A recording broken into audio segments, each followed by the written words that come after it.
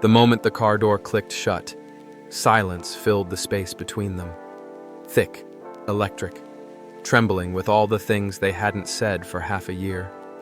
Shen Haoming leaned in, his hand finding the back of Shu Yan's neck, and finally, after months of restraint, he kissed her. It wasn't just passion, it was the release of loneliness, regret, and the ache of missing someone who had once been home. Shu Yan's fingertips pressed lightly against his chest, torn between pushing him away and falling back into the warmth that used to feel so familiar.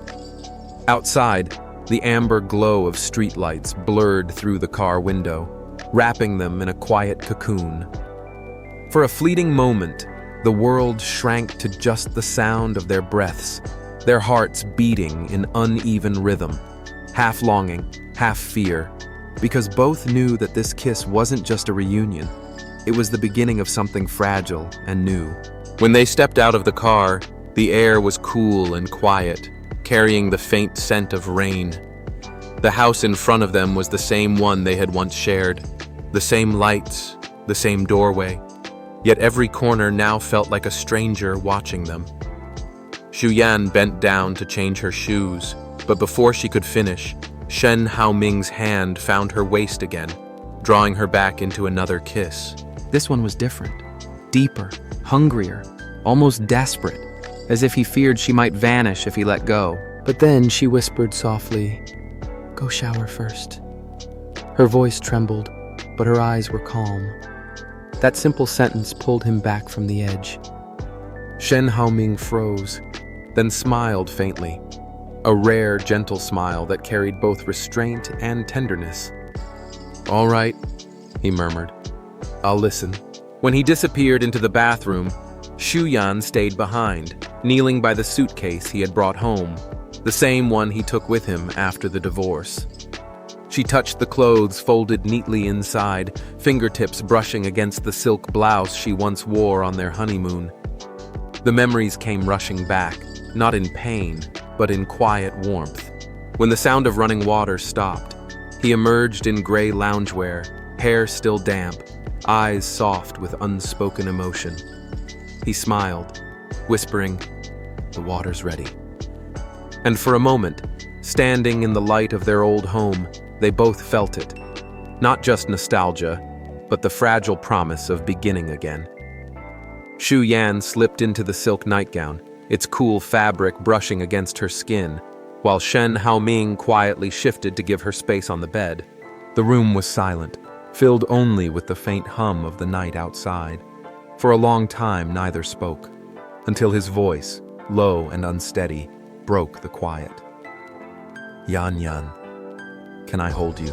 It wasn't a demand, but a plea, a fragile question from a man afraid to lose her all over again.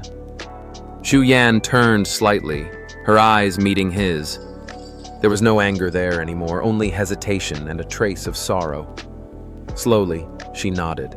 He drew her into his arms carefully, as if she were made of glass.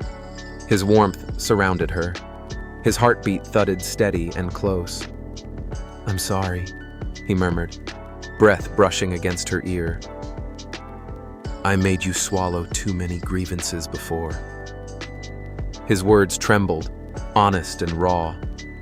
Shu Yan didn't answer, but her fingers tightened against his shirt. In that quiet embrace, between apology and forgiveness, they both understood. Sometimes, love isn't loud.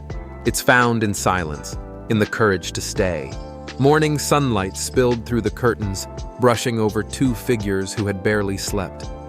Shen Haoming had woken early, already dressed neatly in his suit, while Shu Yan prepared her presentation materials.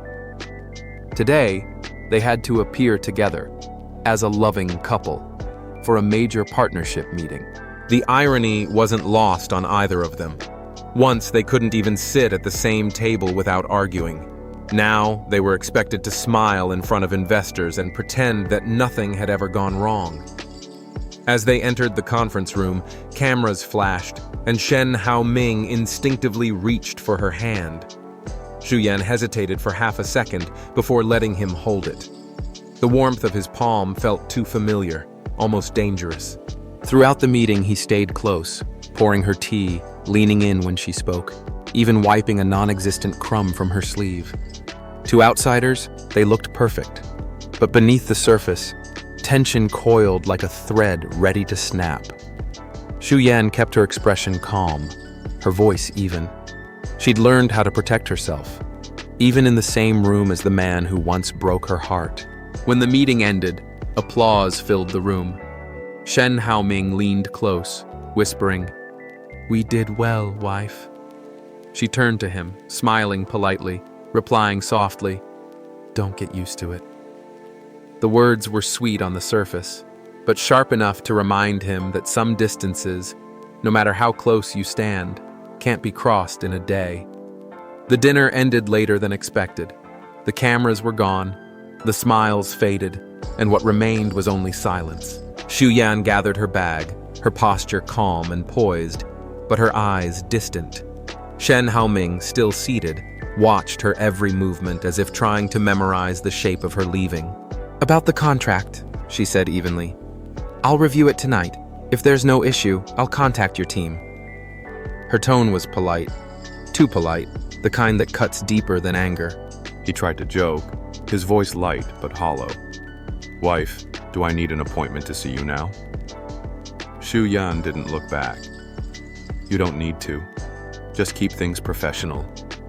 She turned, her heels clicking against the marble floor. Each step a quiet declaration that she had learned how to walk away from. After she left, Shen Haoming sat in the his assistant approached hesitantly. "Director Shen, should we still support her live stream tonight?" He looked up, shadowed, but 让他邻家羡慕羡慕呢。 by as much as possible. 考公务员呢，爸？你又不知道，我打小就不是个学习的料，还考公务员呢。不是大家也知道你不是学习的料。当年是谁们死乞白赖的 When he placed his order, her smile flickered across the screen, 为了你， unaware that the man supporting her from the other side was the 现 same 在 one 把 who 事 once 赖我 broke 了 her 吧？ heart. 不是你把他 Success 气走。 came with a price. As Xu Yan's live stream sales soared, so did the invitations, dinners, banquets, and business parties that blurred the lines between work and survival. That night, under the dim lights of a private club, laughter and clinking glasses filled the air. 我们 Xu 不 Yan 攀 held 这个 her 高 drink 枝儿。 with grace, her 这 smile 话说到 steady, 这份儿 though her tolerance 就 had 算你 already 请我，我也不会去。 When she tried to 我 excuse 就算 herself, 没 the 你这个 middle-aged 女 man 儿。 blocked her way, his cologne heavy and invasive. "Beauty, you're leaving so soon?" he drawled, reaching for her arm. Xu Yan stepped back, disgust flashing at her. 没有结婚了都 She 不 had 打算 forgotten 请 how 我 sharp 们。 fear could feel. But before she could react, the man lunged, and suddenly, someone else caught his wrist. "Let go!" A low voice. It was Zhao, the investor 原 she 来 had 你 met 一直在 earlier. 撒谎啊！你找人假扮你的父母，你还一直跟外面人说你父母是在国外生活的。 He 我 asked. 知道这么做你会瞧不起我，我也承认自己， I just need 可你不是我， They moved to a 你 quiet 不知道我经历 where 了 the 什么， conversation turned 不 to 会 business. 理解我的事情。 Zhang Liang praised her 我 presentation, 只能告诉 promising 你 to，invest in her new 在 home. 没有见到沈浩明之前， Relief softened 我的人生是 until 灰 the 色 door 的。 slammed open with a loud 他 crack. 是唯一一 Shen 个愿 Haoming 意 stood 为我负责 there, 的 his 人， expression 唯 unreadable, 一。 eyes dark and burning. Between the three of them, 我要么 the 因为 air 我责 turned 任， heavy. 要么 Love, jealousy, and pride colliding like a storm about to break. The room fell silent. The only sound was the faint hum of the air conditioning, 但是 cutting 说 through the tension. 你彻头彻尾的就是一个骗 Shen 子，只爱 Haoming 他的钱。 gaze locked on Xu Yan, not with anger, but with 事业和爱情我都要。 fear, jealousy. 是谁跟你说 Almost losing her again. 非要一穷 Zhang 二白 Liang 去证 rose 明真 slowly, 心的？ his tone calm yet firm. Director Shen, this is hardly the place for drama. Shen Haoming didn't respond. His eyes never left. He asked quietly, voice rough but trembling. Xu Yan straightened her shoulders, refusing to step back. 这是这些年两个存的钱， Something he taught me. 密码是 For a 你生 moment, 的， neither 拿 spoke. 着。我不 The air 用， thickened, heavy with everything 上大 left 学的 unsaid. 生活费 Then, 我也有。 without another 再说 word, 了，学 Shen 费你都帮我 Haoming 交了。 stepped forward, 姥姥 his 还听 expression 说了， softening just 大 enough 学 to 里还有 reveal 很多 ease 兴 in 趣 her 班， eyes. 这都是要花钱的。你说你找了这么多老师，那 Xu Yan 技多不压身 She 啊！ turned away before he 来 could see her eyes. 拿着。 But even as she said it, her fingers trembled, because somewhere deep inside, a part of her still waited to prove her wrong. That night ended without resolution. Zhu Yan left the hotel first, her heels echoing through the empty corridor, each step steady but hollow. Shen Haoming watched her back disappear into the elevator, his chest tightening with everything he couldn't say. Outside, rain began to fall, soft at first, then harder, as if the sky too was tired of holding back. Later, Xu Yan stood by her window, city lights reflecting in her eyes. She 姥姥 whispered to herself, 等我毕业找到工作，在荆州站稳脚跟，一 yet 定 somewhere 接 in 你 that 到荆州跟我一起，我们以后再也不分开了。 Shen Haoming 将来有了男朋友，他要是不同意，我就休止不结婚的时候，您必须做 he 主 simply 角。 closed his eyes and made 你 a 安 silent 排的 vow. 好，姥姥 If 听 love 你 truly has 的。 another chance, this time I'll learn to stay.